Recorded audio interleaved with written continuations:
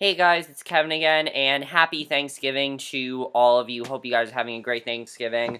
I myself had a very good Thanksgiving, but while I was with my family on Thanksgiving, I thought I would watch a movie, and I was planning on watching The Two Towers. I was planning on watching that, but for whatever reason, I didn't watch that. I don't know why.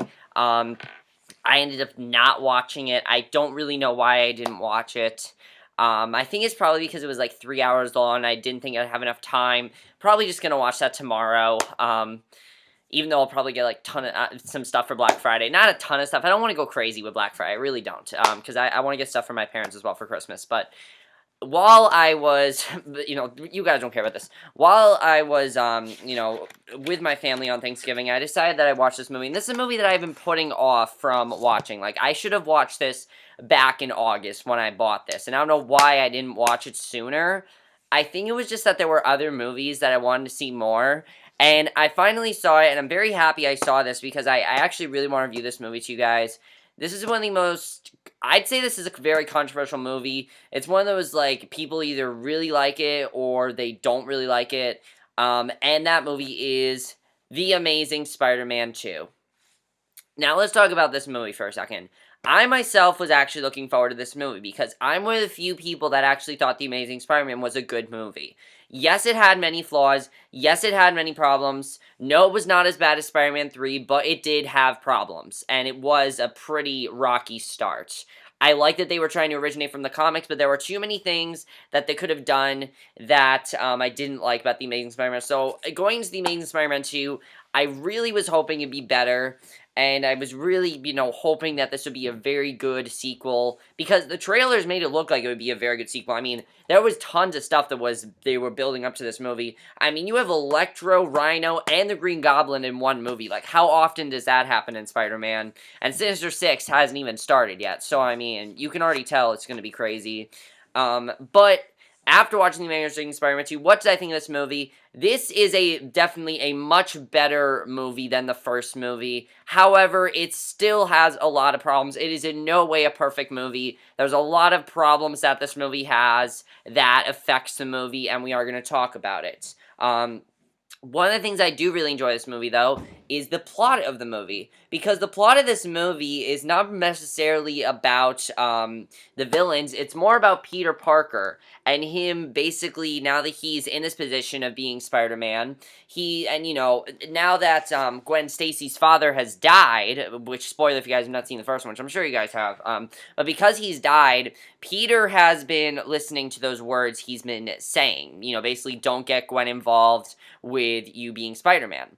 Because, she knows that, but at the same, she knows that he is Spider-Man, but he doesn't want to get her involved, so he's kind of conflicted between being the hero and being with Gwen Stacy. And that's basically the plot of the movie. And I think that's actually a very good plot, and one of the things the movie does very well is that you may think that this is a very, like, action-packed movie. It's really not, because the movie is actually a character piece on Gwen Stacy and Peter Parker. Really, that's what this movie's about. It's about the characters between them. It's also about the friendship between Harry Osborn and Peter Parker, which I definitely want to talk about. But let's get to the acting in this movie. The acting in this movie I thought was actually very good, especially from three people. We are going to talk about the problems I have with this movie, which actually we'll start with in the acting department. We'll talk about it definitely. But let's talk about our main star here. Our main star, of course, is Andrew Garfield, and I think he's great in this movie.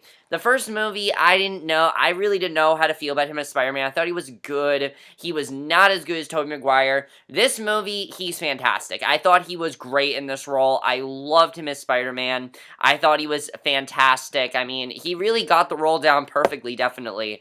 I thought he was great. I do agree with people who are saying that I see him more as Peter Parker than I do as Spider-Man. When he's Spider-Man, he kind of comes across as kind of silly and cheesy. When he's Peter Parker, though, he's very genuine. He's a very good character. And I think he just does a very good job at playing Peter Parker. He's just perfect at it, and he really does a great job at it, and I think he was even better in this movie. I mean, I think in this one, I think the first one, he didn't really know how to pull off the role, but I think this one, he knew the role, he knew what role he wanted to play, and he did it perfectly, definitely. I thought he was great. and especially towards the end of this movie.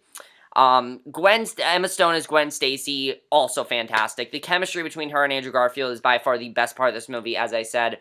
I thought they were perfect together. I loved the chemistry between them. They have some of the most genuine chemistry in this movie. Now, I'm not saying this is like the best superhero chemistry of the year or anything.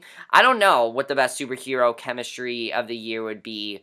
If it would be this, Captain America, and, Black Widow. I couldn't think of her name. Or Gamora and Peter Quinn. I don't know which one it would have been. But either way, these two have very good chemistry, and it really helps the movie, and I definitely thought they did a great job with that.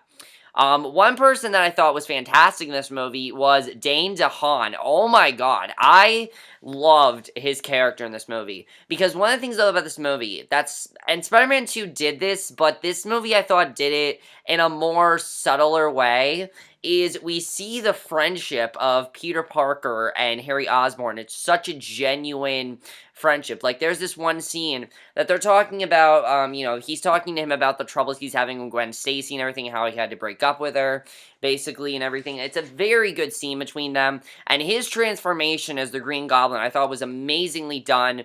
The way that he transformed into the Green Goblin was very well done, in my opinion. I thought Dane DeHaan really pulled it off perfectly. Dane DeHaan really does do a great job playing these villainous roles. I mean, the reason he got this role is because he was so good in Chronicle, and he was so menacing. And he was so menacing as the Green Goblin. He became the Green Goblin, and he became that evil character. Even before he put on that suit, he was menacing. I gotta say, he did a fantastic job, and I thought he was great, definitely. Absolutely fantastic from Dane DeHaan. Now, let's get to my problem with this movie. My problem with this movie is that everyone else in this movie I really don't care about. I don't. Now, there are people I do care about, like Aunt May. Sally Field did a great job playing Aunt May. I thought she was really good. But my problem with this movie is that there is way too much going on in this movie. Way too much. And we're going to talk about the main problem here. First of all, the subplot of this movie has to do with Electro, aka Max Dillon. Peter Parker saves him in the beginning of the movie, and he pretty much idolizes Spider-Man and thinks that he is, like his best friend and everything. And that would work, but the problem is, I was not invested into his character. I really wasn't. I was more focused on the friendship of Harry Osborn and Peter Parker, and the relationship of Peter Parker and Gwen Stacy. That's really what I was focused on. And the problem with bringing Max Dillon into this is that he kind of made the movie too long, made it too sort of like anytime he was on the screen, I'm just like, I really don't care about this. I'm not saying Jamie Foxx did a bad job. I mean, he did what he could do with the role, but I just felt like he did not belong in this movie, in my opinion. I felt like they could have put him in another one of the Spider-Man movies. I just didn't feel he belonged in this, because my other complaint is that as much as I loved Harry Osborn's character, and I thought Dane DeHaan did great with what he had, we did not get to see enough of him because we got so much development with Electro. And it was a problem for me because I didn't really care about his character that much. I get it. He's a nobody. I get that. But there were too many scenes with him, and in my opinion, he was not that menacing of a villain. He really wasn't. And the problem is, he's basically the main villain of this movie, and Green Goblin is a villain for, like, the last few minutes, and I'll talk about why when we get to the major spoilers, which, we'll talk about the spoilers in a second, but I definitely felt like they could have done more with him, and they really didn't. And when he transformed to Electro, I thought that was well done, but, like, I don't know. I just did not buy him as a villain. I didn't. When he transformed to Electro, I didn't really see what his motive was. Why did he want to kill Peter Parker? Why was he so jealous of him? What was it all about? We didn't really see him go through that. We saw him get rejected, but we didn't really see him hate Peter Parker. There wasn't any point where he was like, oh, I hate him and everything. It didn't seem like he had genuine hatred for him. I just felt like he was in the movie to put him into the movie so they had that star power in the movie, and I really felt like he could have been cut out of the movie, in my opinion. Definitely, I did not feel he belonged in this movie. Paul Giamatti as Rhino, what the hell is he doing in here? Like, what's he doing in here? He's in the beginning of the movie, and then he's at the end. Like, he doesn't belong here. Felicity Jones was really good for what she had. I think she's a great actress, as I've said before. I think she's great. I really like Colm Feore as the member of the Oscorp board and vice president. He was really good. But let's talk about the directing. Directing, as I said, Mark Webb did a better job with this movie. I believe that he did both of them. He did a better job with this movie, but the tones that he set were sometimes kind of iffy. There were points when Electro's character came across as very funny and very comedic, and then there were points where he came across as very dramatic, and I really did not feel for his character. I couldn't get into his character, and that was a problem for me. The screenplay for this movie was very well done on the Peter Parker and Gwen Stacy part. That part was perfectly handled. But in my opinion, I would have wanted this to just be a movie about Peter Parker and Gwen Stacy. The movie seems to not really know what it wants to be at points, and that's a problem for me, definitely. Score, perfect. It's Hans Zimmer. I mean, come on. It's Hans Zimmer score. What do you expect? It's going to be a great score. The cinematography, as usual, great. Great cinematography. The editing. Editing's a huge problem. As I said, this movie feels way too long at points. There's way too much going on. And if you would have cut some of the stuff out with Electro or just had not had him in this movie, I would have been fine with that.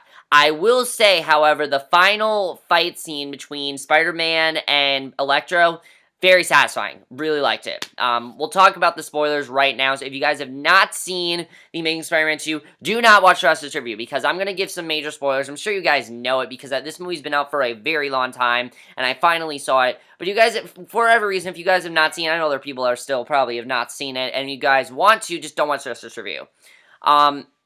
Let's talk about what ends up happening to Gwen Stacy. So, of course, you know, Peter Parker and Electro, they have that whole brawl and everything. You think it's over, and, you know, he made the power go out and everything's okay. And that's one of the things that, like, the movie does. The movie makes you think it's all over, but then it's not, because here comes Green Goblin, and I honestly thought this was a very well done scene.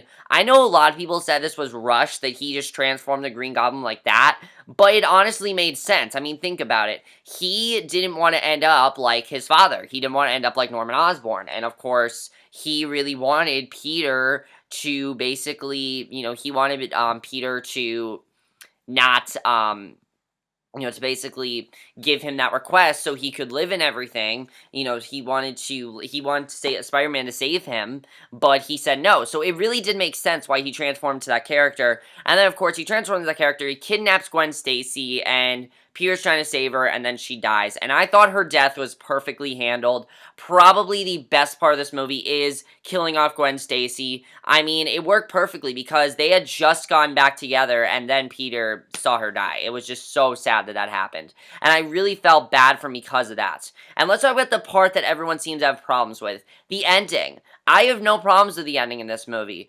Basically, Peter gives up being Spider-Man, and he spends several days at Gwen's grave, and he sees all of the, you know, chaos going on. There's tons of chaos going on because of the Rhino, and basically he's watching Gwen's speech, and that motivates him to turn to Spider-Man, and the end of the movie basically foreshadows that he is going to still be Spider-Man and still fight crimes, in honor of Gwen's speech. And I thought that was a very beautiful ending. I definitely really enjoyed that. And it was a pretty cool way to end the movie, just in the middle of a fight scene. I thought that was pretty cool. I know some people had problems with that, but I thought that was really well done, in my opinion. I definitely really thought they did a good job with that.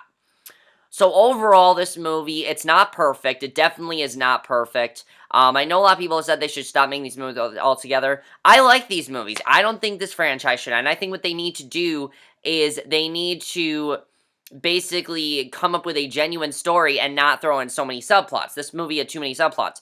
Might I also mind you that this movie also has, of course, you know, what ends up happening is in the beginning, of course, we see Peter's father, and then it has nothing to do with the rest of the movie. Like, that was completely unnecessary. The movie should have started with the graduation speech and everything. And if they would have done that, I would have been fine with that. But basically, the movie had too many subplots, had too much going on, and if they would have cut it down to just focus on Peter Parker, Gwen Stacy, and Harry Osborn, I would have been completely fine with that. But unfortunately, it didn't, and that's why the movie wasn't as good as I initially wanted it to be. And again, I'm not bashing it. I'm not saying it's a bad movie. It is the worst superhero movie of the year, because X-Men Days of Future Past is the best superhero movie of the year, in my opinion. Captain America Winter Soldier, also awesome, but this is probably the fourth best. You know, it's the worst of the year, but I still really enjoy this movie, and to its credit, they definitely did a very good job, and I would like to see them continue and see where they go from here. But let me know what you guys think of The Amazing Spider-Man 2. I know that it seemed like I'm praising it too much or everything. I don't think I'm praising it too much at all. I'm just trying to say that I like the direction they're heading in, but there are definitely things that need improvement. There's definitely a lot more room for improvement. And my next video is going to be for another movie review, because I actually just started a movie before I came home. I watched a movie in the car. You guys are gonna be like, why did you watch that movie? I've had it for many, many months, and I haven't watched it, so that's why I'm watching it, just so you guys know. I'm gonna try to get some Black Friday movies. I don't know if I'll do a Black Friday haul. I might do one. We'll see. But I'll see you guys in my next video. Let me know what you guys think of this movie. Were you satisfied with it? What did you think of the way they handled certain things in the movie? What do you think of Electro? Do you think he should have just been cut out of the movie altogether? I feel like he should have been. Nothing against Jamie Foxx. I think he's a very good actor, but I just felt like they should not have had him in this movie. That's been my review. Hope you guys enjoyed. I'll see you guys in my next video, which will be for another movie review. So I'll see you guys for that. Okay, bye.